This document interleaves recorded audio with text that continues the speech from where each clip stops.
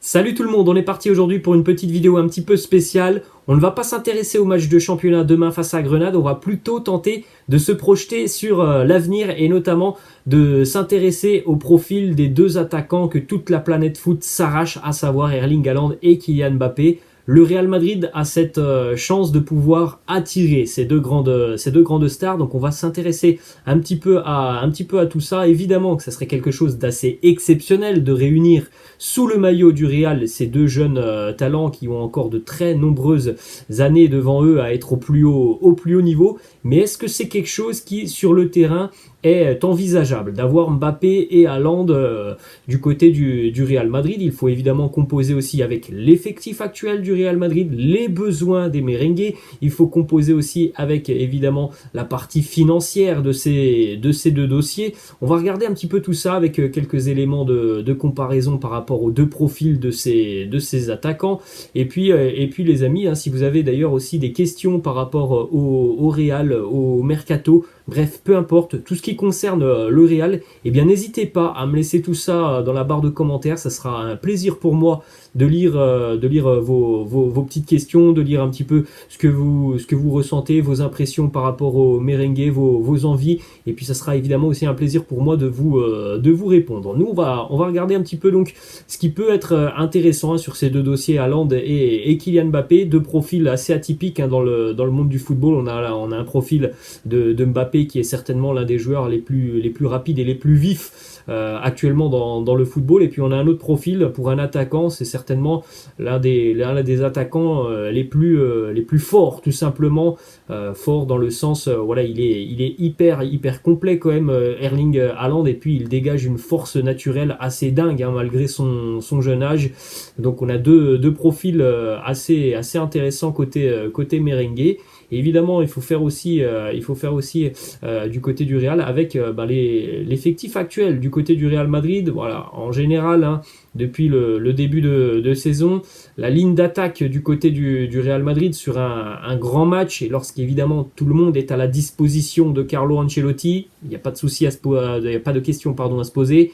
Karim Benzema, c'est le numéro 9. Ça, il n'y a pas de doute là-dessus. Sur le côté gauche, avec son éclosion et son année exceptionnelle, évidemment que le poste est réservé à Vinicius, qui est encore en train de progresser, on le voit. Je pense que Vinicius, d'ailleurs, a encore en plus de ça un axe de progression. Je pense pas qu'il a encore atteint toute la plénitude de son talent. Donc voilà, on a déjà le poste d'ailier gauche et le poste de numéro 9 qui sont quasiment actés pour le Real Madrid sur encore la saison prochaine. Après, voilà, tout dépendra aussi de Karim Benzema, de son évolution, mais on va dire que quand même pour l'année prochaine, normalement, il n'y aura pas de souci. Kabenwebe sera encore au top niveau, malgré l'âge qui continue de croître pour Kabenwebe.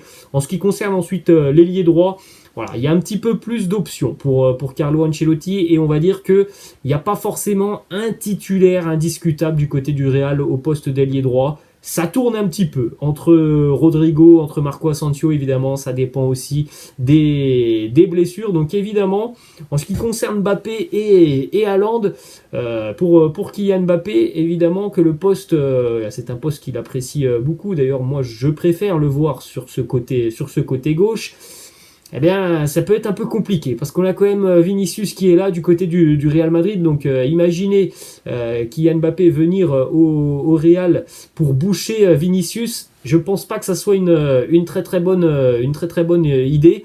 On regarde, les amis, sur l'année 2020-2021, donc l'année précédente, on regarde le positionnement de Kylian Mbappé tout au long de la saison. Il a joué 21 matchs en tant qu'ailier gauche, 21 matchs en tant qu'avant-centre, seulement 4 petits matchs en tant qu'ailier droit. Ce n'est pas sa position, le poste d'ailier droit.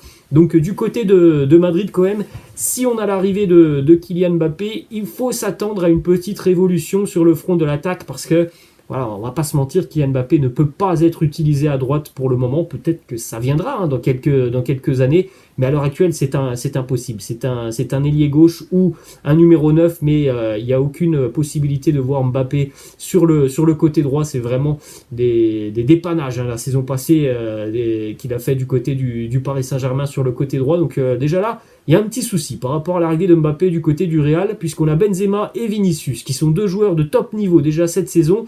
Et qu'est-ce qu'on peut faire avec l'arrivée de Kylian Mbappé?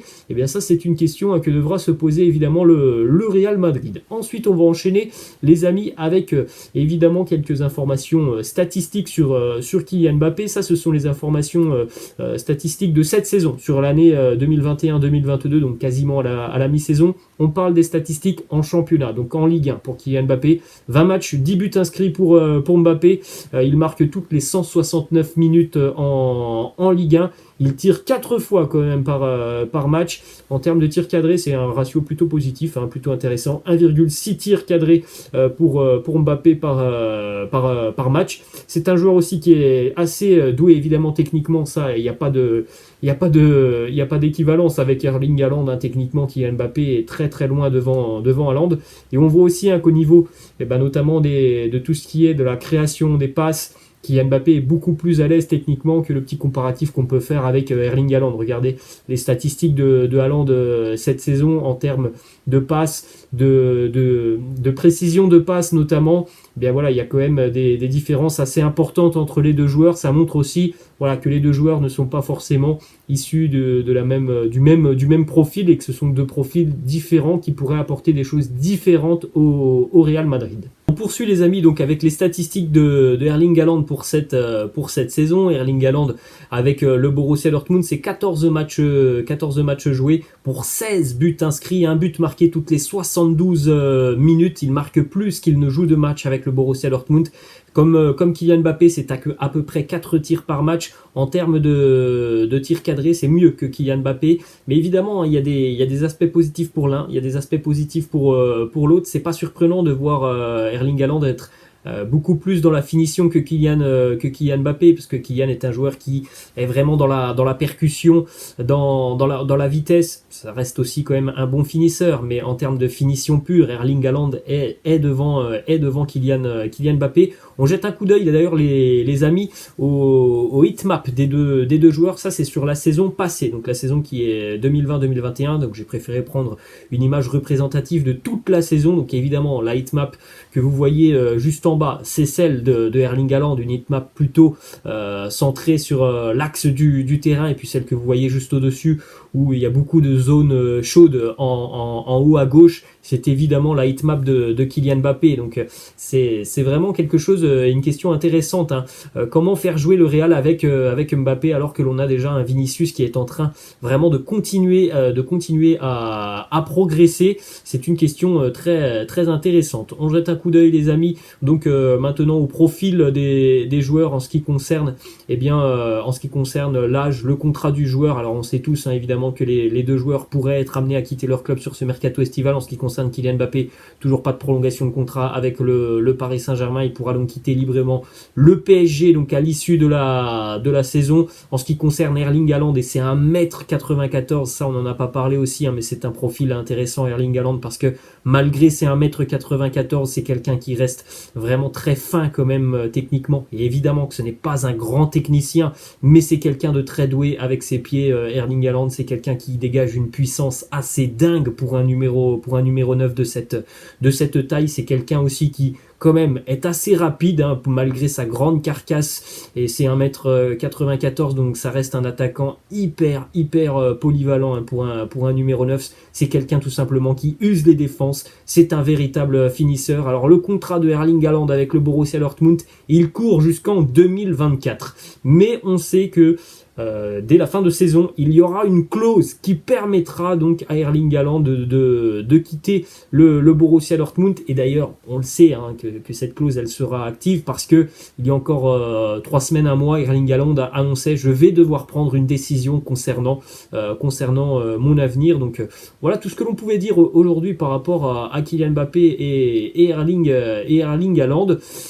pour moi, hein, sincèrement, j'ai du mal à imaginer comment le Real pourrait jouer avec autant de talent offensivement, sachant que Erling Haaland, c'est un pur numéro 9, hein, voilà, il n'y a pas 36 options pour utiliser Haaland, et que Kylian Mbappé est quand même un pur ailier gauche.